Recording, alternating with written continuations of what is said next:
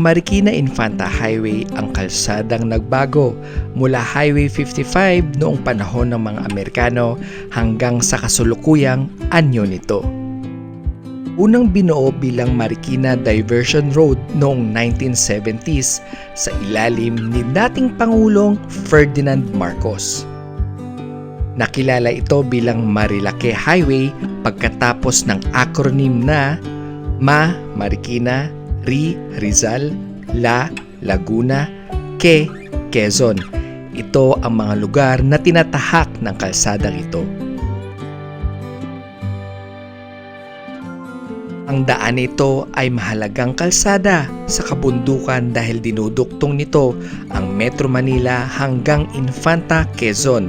Kaya nananatili itong sikat na puntahan na may kasamang magagandang tanawin.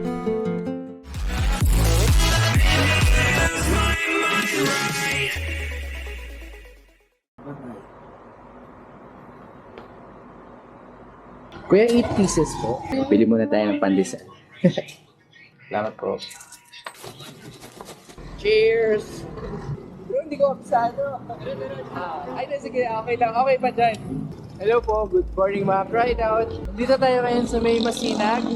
At magra-ride out tayo ngayon papuntang Jariels Peak.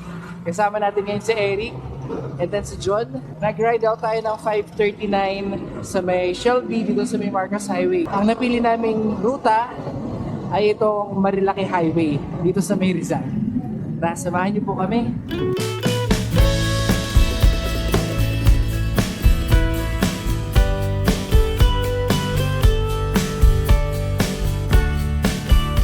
Unang ahon natin dito sa may Kogyo, mga 7% gradient.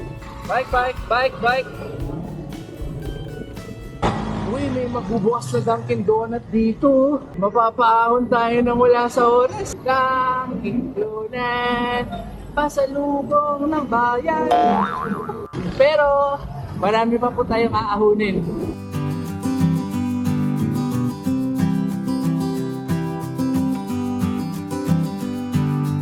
Good morning po mga Ride Out. Magra-ride tayo ngayon papuntang Infanta Arc, also known as Kilometer 90. Based sa research ko, approximately mga 156 kilometers yung gagawin natin na ride. Balikan na po yun. Yung Marilake Highway po is kilala dahil sa scenic na ganda nito. Bakit kamo scenic? Kasi habang dumadaan ka sa kalsada, iba't ibang magagandang tanawin yung nakikita mo, mga puno, mga halaman, kabundukan, at yung mga lokal na nakatira along the highway. Ito yung lugar na kung saan nagtatawid sa mga iba't ibang klase ng bayan na kinocompose ng Marilake Highway. Kilala rin siya bilang daanan ng mga gustong magbakasyon sa mga iba't ibang probinsya dito sa may Marikina, Laguna, Quezon at saka Rizal. Kilala rin bilang daanan ng mga motor. Dito po madalas na magandang dumaan ng motor at bisikleta dahil napakaganda rin po talaga ng kalsada dito. Very challenging yung kalsada sa mga gustong mag long ride, pero mapapawi naman yung pagod because of the scenic nung lugar dito. So alalay lang tayo. May truck na stranded.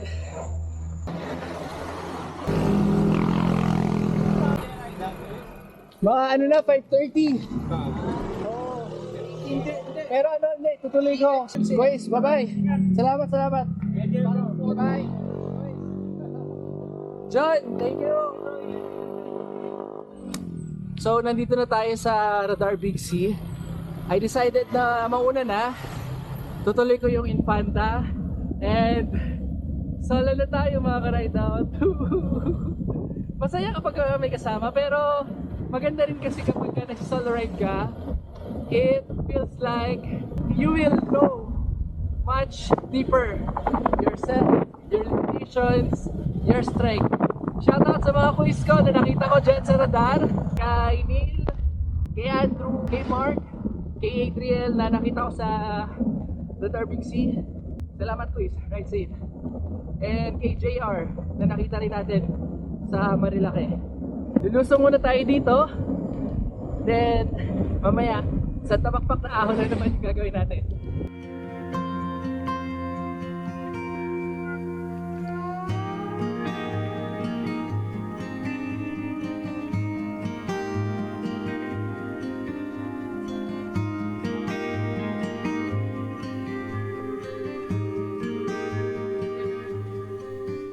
Infanta, Quezon.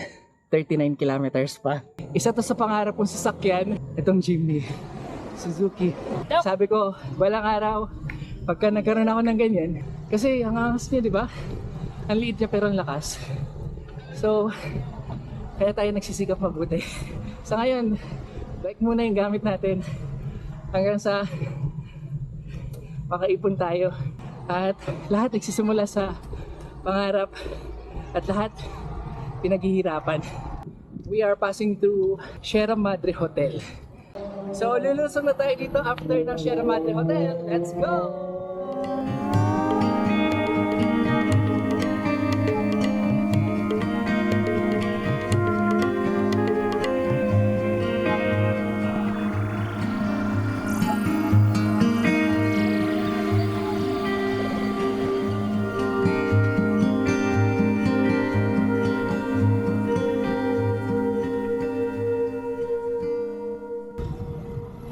Guys, nandito na tayo sa intersection, guys. Dalawa lang ang option natin na uuwi na tayo or tutuloy tayo ng Infanta, guys. Solo tayo, guys. Meditate muna tayo sa Palok o Infanta. Pag dumiretso tayo papunta ng Infanta, pag kumana tayo, pauwi na yan ng Tanay. Time check natin ngayon, it's 8:48 in the morning. Sabi dito sa Google Maps, meron pa tayong 31 kilometers hanggang Jarial's Peak o yung arko ng Infanta. So 31 kilometers, 46 minutes kapag sasakyan. So hindi tayo sasakyan, tayo ay 4 hours. So tara, tingnan natin kung ano ba yung magagandang lugar, bagay, senaryo, pangyayari ngayon dito sa Infanta ngayong year 2025. Ito yung unang kurba pagpasok natin. So 4 lanes yung road and spaltado yung kalsada. Maganda yung panahon ngayon, maaraw, pero malamig yung simoy ng hangin. We have 27 degrees Celsius ngayon. Wow, ganda dito. Ang ganda ng mga puno kasi nakakover siya sa kalsada. May mga campsite din dito. Parang ano to, Teresa, Lusong, tapos light ahon. Pero salamat Lord, ang ganda po ng panahon. Medyo nabawasan yung kaba ko kasi syempre first time natin ngayon, tapos solo ride na tayo. So lahat ng ito bago sa paningin ko. Yung kalsada na dinadaanan natin ngayon, parang rolling hills pa siya. At least may recovery pa rin. Ang lamig ngayon, oh, kahit maaraw, yung simoy ng hangin. Tapos parang kakaunan lang ng mga nakarang araw. Kaya yung kulay ng mga puno at halaman, berdeng-berde. Tapos on my left side, mga residente. Maraming nakatira din dito along the road, kaya hindi kayo makakabahan. Wala pa naman tayong mga matitinding ahon na na-encounter simula pagpasok. Tsaka walang masyadong sasakyan. Mga motor, meron, tricycle, yung mga usual na dumaraan dito para transportation. Or left side, ito para sementeryo. O tama, sementeryo siya.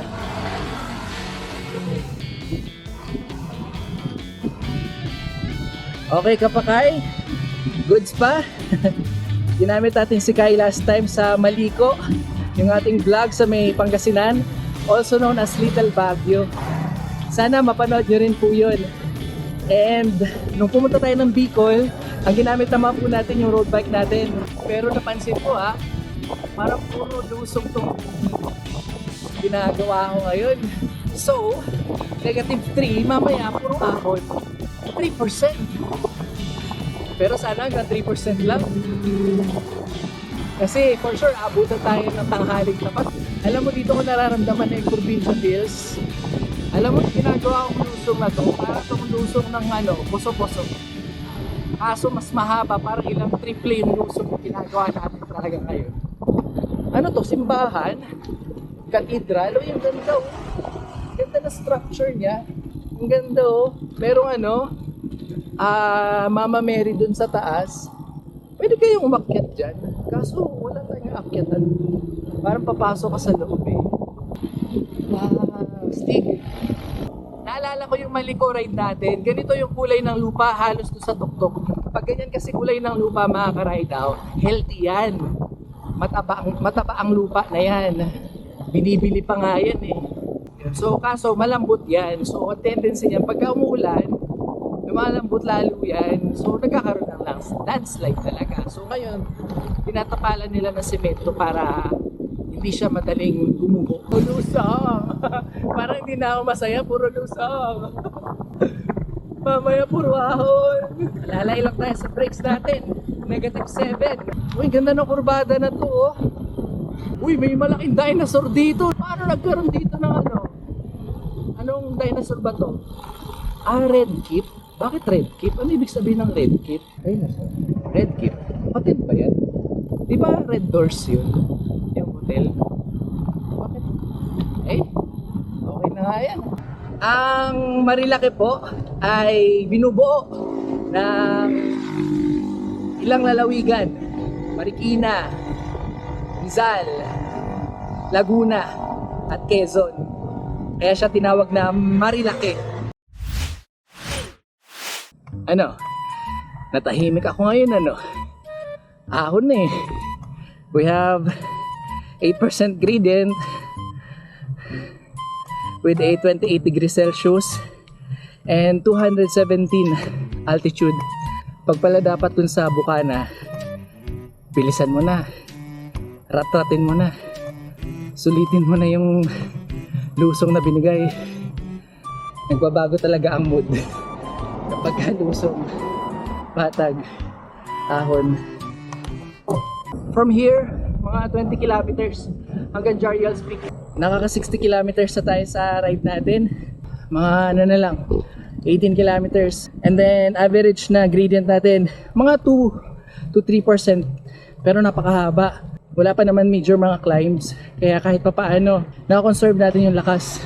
Mas nakakapagod kanina sa ano, Sierra Madre. Yung papunta ng hotel. Dito ang kalaban mo, naabutan ka na ng araw dito. Yun lang yung init. Thank you Lord sa magandang panahon. Kaya tayo kakain mamaya. Pero hindi pa ako nagugutom eh. Nahihilang ako eh. Minsan walang taga-bantay, taga-hawak ng gamit mo. Pagka may mga personal stuff kang gagawin. Pero that's okay. That's part of growing up. Huwag na tayo magbigring-bigringan. Kung mayroon pang mas small sa small ring, yun lang ang gamitin natin. Para ma-enjoy natin yung view. May, ano to, gas station? Parang gasolinahan. Ang diesel dito 63, regular 62, premium 63. Parang pareho lang dun sa Maliko, sa may Little Baguio ng Pangasinan. 64 yata ang diesel dun eh. Biruin mo ba naman kasi, iaahon mo yung gasolinahan sa tuktok ng bundok. Gagastos din talaga sila ng gasolina dun. Grabe, puro ulap na yung nakikita ko dito ah.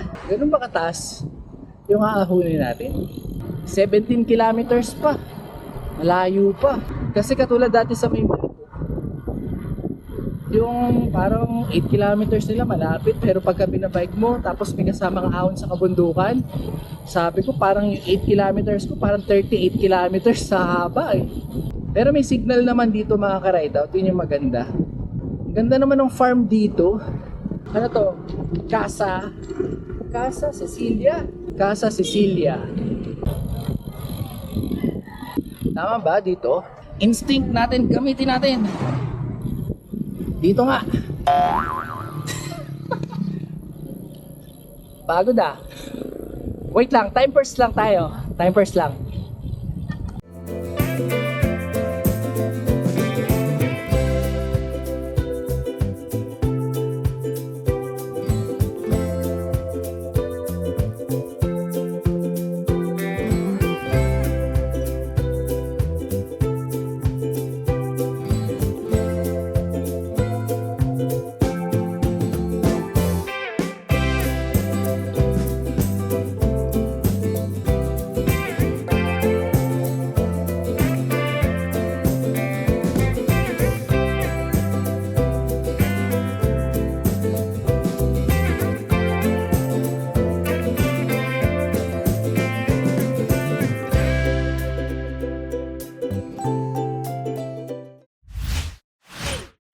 Mga ka-ride out, nandito tayo sa Barangay Madilay-Dilay, dito sa May Tanay. Biglang pumasok sa isip ko, mamaya pag uwi magninilay-nilay tayo. At mula dito, mga 16 kilometers pa hanggang dun sa arko ng Infanta or Jarial's Peak. Tara, halika na. Huwag na tayong magpatumpik-tumpik pa, baka abutin tayo ng gabi. Gradient dito 4%, naging 6%. 291 yung altitude natin. 28 degrees yung temperature. Ngayon ko nakikita na ang taas na pala natin. Hindi mo namamalayan na nasa mga katuktukan ka na ng kabundukan. Pero dito parang medyo makulimlim na. Gasti, ito pala nga yung ahon. So mga remaining 10 kilometers. Welcome to Barangay JP Laurel. Grabe. Para kang ano, para kang, wait lang, hindi ko masabi. Para akong naliliit dito. Alam mo yung para kang hibla sa dumi. Sa sobrang, shit, ang ganda. Wait lang, picture lang tayo. Kinikilabutan ako, ang ganda niya, grabe. Sobrang ganda niya. Sa lazy feeling na.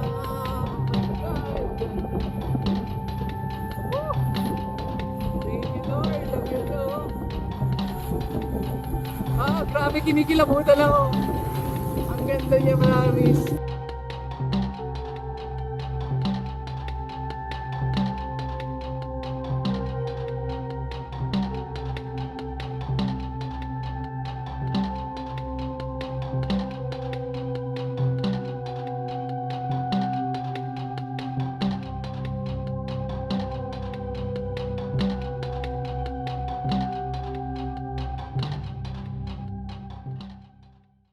Ang ganda ng kalsada dito, ini-spalto pa lang pala. Ayan. Pero ini-improve nila, yun ang maganda. Pag tayong tatabi sa gilid kasi, medyo bangin. Pero mas grabe yung sa Maliko. Again, ayoko tumingin. Ang taas. Kita nyo ba? Taas.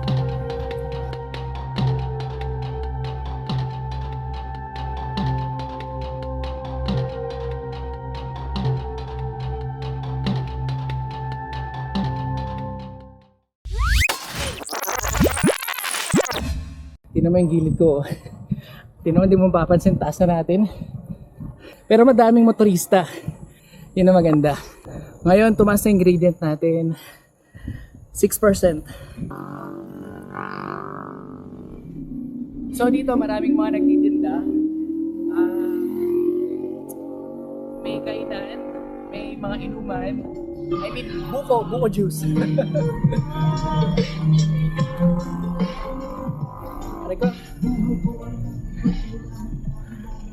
Ito pala, may magandang spot pa dito eh. So, napuwing ako CR dito.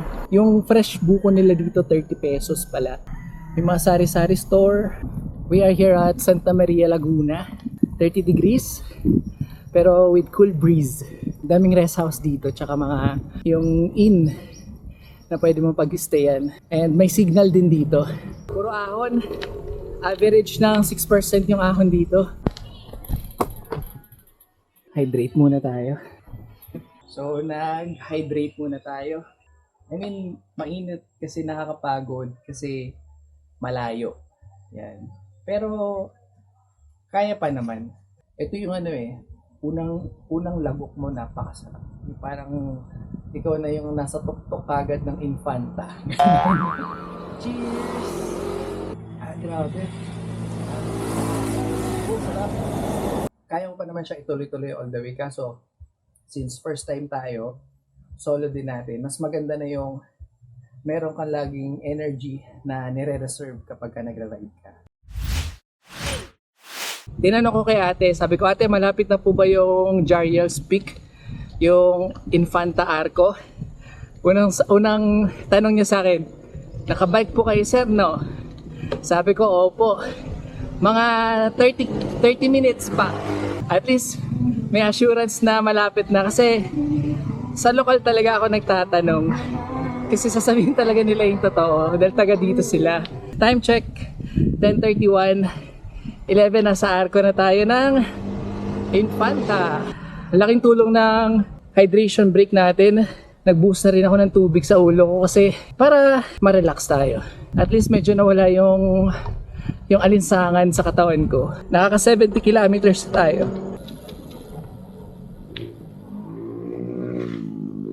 Merong nag-overshoot na motor, pero buti hindi naman serious damage. Nakatayo pa si ate kahit papaano. Dahan-dahan lang lalo na sa mga corners na ganito. Tsaka always wear helmet. Malapit na to. Konti lang. Morning po. Mababait yung mga lokal dito, mahihain nga din eh. Which is nakikita mo yung pagiging humble din nila. Morning po. Ako ang ruta. Diyan lang po sa may arko. Opo. Kayo po.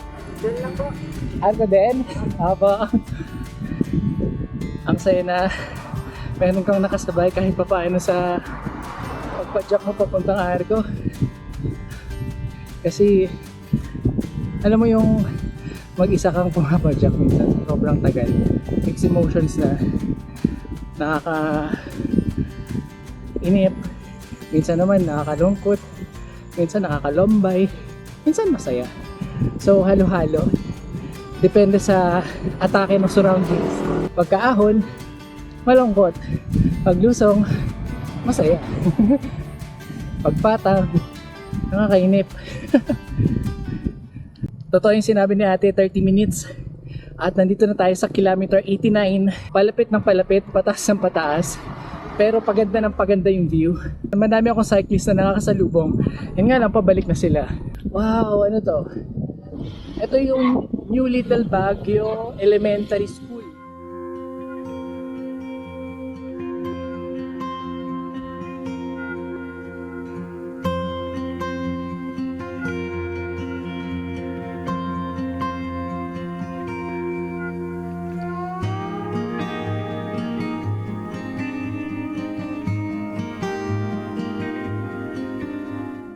May kwento itong Infanta Arc sa akin eh. 4 years in the making. So, pandemic ko pa siya gustong puntahan. It's because konti yung mga sasakyan, konti yung mga pumupunta. But now, 4 years in the making and finally we did it. Kahit solo ride tayo, sulit na sulit. May mga nagpapalibad ng drones dito. Ayan, may mga dami motorista dito. Shoutout ka. Baka may gusto kang batiin. Yan, may mga bata rin na nandito. Ayan, ang pangalan mo? Ricky po. Ha? Ricky. Yan, so shoutout si Ricky, oh. Ay, Kaya, salamat. Mm. vlogger ka? Nag-vlog-vlog sa YouTube. YouTube? YouTube? Sa Ano Facebook ko? Facebook, pero hindi. Pero itong vlog ko din ako sa YouTube. Makikita ka. Ano pangalan mo ya? Ka-ride out Aaron. Ha? Bigyan kita ng sticker. Gusto mo? Yan.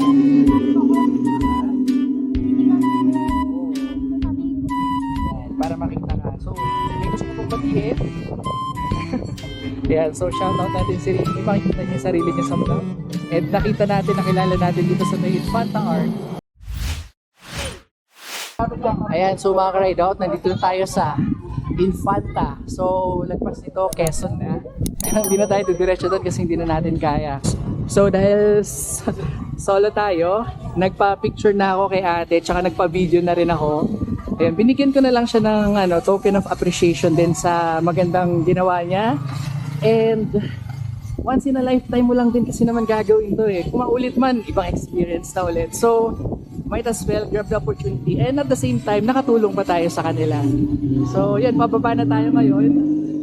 Hindi na ako kakain dito kasi mahaba pa yung lusong na gagawin natin. Let's go! Salamat! Thank you!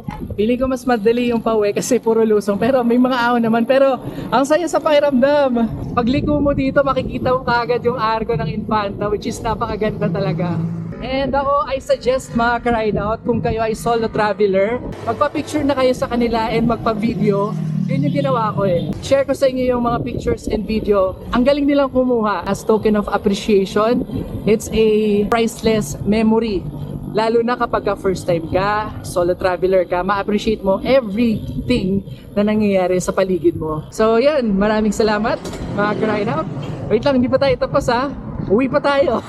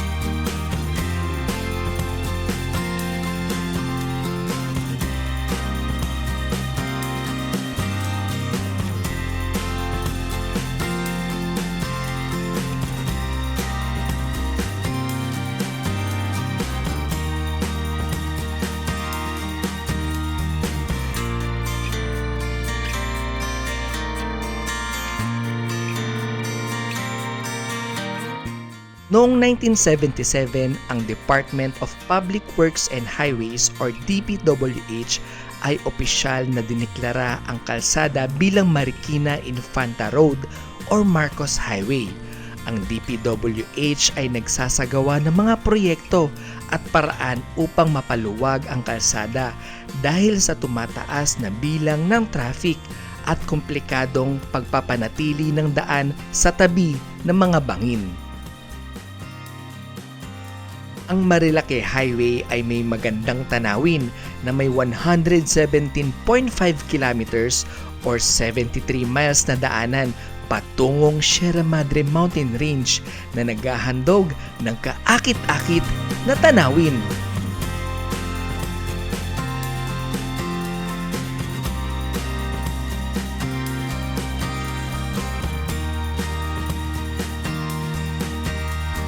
Thank you for watching mga Ride Out. Power! Peace out! Waka!